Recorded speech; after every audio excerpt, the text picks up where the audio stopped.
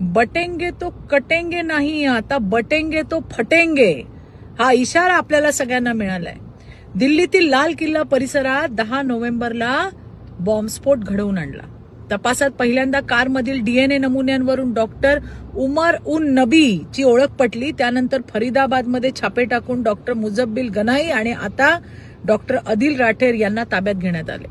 या चौकशीमधून एक सुशिक्षित व्हाईट कॉलर टेरर मॉड्यूल समोर आलंय, ज्याचा उद्देश अनेक ठिकाणी मालिका हल्ले करण्याचा होता आणि त्यांना परदेशातून युकासा नावाच्या हँडलरकडनं मार्गदर्शन मिळत होतं. हे सगळंच तुम्ही आणि मी बातम्यांमधून बघितलंय.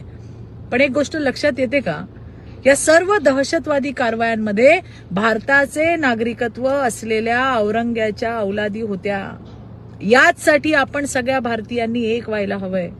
कारण सत्तेसाठी उलेमा बोर्डाच्या समाजविघातक मागण्या सुद्धा मान्य करत सह्या करणारे, नव्या वक्फ बोर्डला विरोध करणारे, एकीकडे वोट चोरीचा कांगावा करून दुसरीकडे SIR ला विरोध करणारे, ज्यांना मशिदीचे भोंगे चालतात पण हनुमान चालीसा नको असं म्हणणारे, स्वतःला लिबरल हे गोंडस विशेषण लावतात.